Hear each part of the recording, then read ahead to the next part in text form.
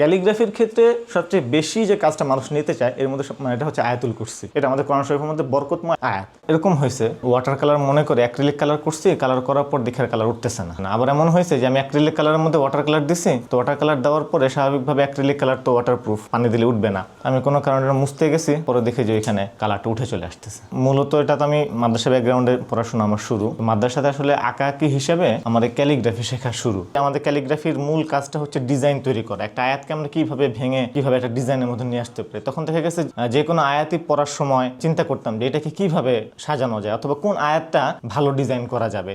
আমরা অনেকেই মনে করি যে ক্যালিগ্রাফি মনে হয় শুধু আরবিতেই হয়, বিষয়টা এমন না। এখানে কিন্তু নির্দিষ্ট করে কোনো ভাষা উল্লেখ করা নাই। দ্যাট মিনস আমরা যে কোনো ভাষাতেই এটা ক্যালিগ্রাফি করতে পারবো। সাধারণত ক্যালিগ্রাফি চিনি হচ্ছে আরবি ক্যালিগ্রাফির মাধ্যমে, এই জন্য অনেকের একটা ধারণা যে ক্যালিগ্রাফি মনে হয় আরবিতেই হয়। আমার ক্যালিগ্রাফি একদম হাতে খড়ি বা ক্যালিগ্রাফি সম্পর্কে জানা সম্ভবত ক্লাস 5-এ পড়তাম। তখনকার সময় আমরা ক্যালিগ্রাফি চিনতে হচ্ছে বিভিন্ন ইসলামিক ব্যাংকের ক্যালেন্ডারগুলোতে, সেটা দেখে আমি ট্রাই করতাম কিভাবে করা হচ্ছে। এবং আমাদের মাদ্রাসার বড় ভাই আহমদ রাজা ফারুকি ভাই, ওনার মাধ্যমে ক্যালিগ্রাফি শেখা শুরু। আমার বাবা মা আগে থেকেই অনেক প্র্যাকটিসিং মুসলিম, এটাকে ভালোভাবে দেখতেন যে আমি ক্যালিগ্রাফি করতেছি। আমার আব্বা আমার এটা খুব ভালো লাগতো, যখন আমি একটা সুন্দর আল্লাহু মুহাম্মদ বা যেটাই হোক একটা লেখে যখন আমি বাবা মাকে দেখাতাম পছন্দ করতেন। এবং আমার আব্বা আমাকে প্রথম দিকে ক্যালিগ্রাফির জন্য আমার আর্ট ম্যাটেরিয়ালস কি কি প্রয়োজন হবে এটার ক্ষেত্রে কখনোই আমাকে নষ্ট করতে, কখনোই আমাকে এই ধরনের কথা বলেন না। ক্যালিগ্রাফি যখন আমি শুরু করি এটা আমার সম্পূর্ণ আগ্রহের জায়গায় ছিল।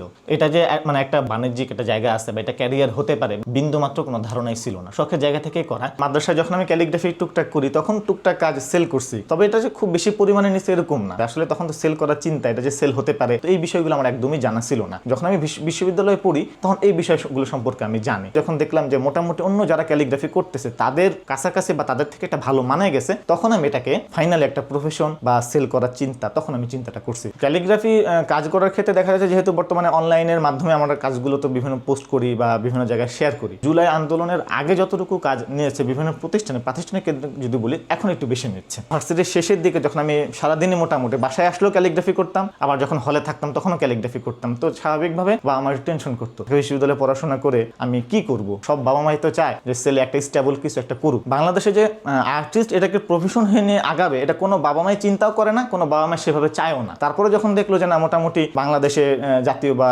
ইন্টারন্যাশনাল বিভিন্ন পর্যায়ে আমার কাজগুলো যাচ্ছে, তখন আমার আব্বা আমার কাছে মনে হলো যে না আমি হয়তো এটাকে ছোট মনে করতেছি, কিন্তু অন্য জায়গায় তো আমার সন্তান হয়তো ভালো কিছু করতেছে। তখন তাদের মধ্যে যে একটা গর্ব যে না আমাকে তো আমার ছেলেকে তো অনেকেই চেনে। আমি ক্যালিগ্রাফি পেইন্টিং করার পাশাপাশি নতুন যারা ক্যালিগ্রাফি শিখতে চায়, বিশেষ করে যারা জেনারেল ব্যাকগ্রাউন্ড, তাদের কাছে ক্যালিগ্রাফিটা কিভাবে সহজভাবে উপস্থাপন করা যায়, নতুন করে তো এখন মাদ্রাসায় পড়া সম্ভব না, সেই জায়গা থেকে ক্যালিগ্রাফি কোর্স মানে আমি কোর্স করাই। তো আলহামদুলিল্লাহ মোটামুটি আমার 63টা ব্যাচ অলরেডি কমপ্লিট হয়ে গেছে। মানুষজন যখন আমাকে জিজ্ঞাসা করে যে আমি কি করি, তখন বলি ক্যালিগ্রাফি আর্টিস্ট। ক্যালিগ্রাফি আর্টিস্ট এই জিনিসটা কি, অনেকে দেখা যায় আমি কি কাজ করি এটা বোঝানোর জন্য অনেকে ছবি দেখাতে হয়। তো এটা একটা বর্তমানে মানে অনেকের একটা আসলে কনফিউশন তৈরি হয়। বিয়ের ক্ষেত্রে শ্বশুর পক্ষে যখন জিজ্ঞাসা করা হয়েছে যে আমি কি করি, তারা যখন শুনছে আমি ঢাকা ভার্সিটির একটা ধাপ পার হয়েছে, কিন্তু যখন শুনছে যে প্রফেশন হিসাবে আমার পরবর্তী ভবিষ্যৎ পরিকল্পনা ক্যালিগ্রাফি নিয়ে, ওনারা প্রথমত ক্যালিগ্রাফি সম্পর্কে সেভাবে জানতেন না। আর দ্বিতীয়ত ক্যালিগ্রাফি যখন জানছে, আমার শ্বশুর বাড়ির প্রথমে রিয়াকশন ছিল তো এটা মানুষ কিনলে চলতে পারবো, না কিনলে আমি না খেয়ে মরবো, ভালো কিছু না যেটা করে আমি আসলে আগাতে পারি। তারা তো আসলে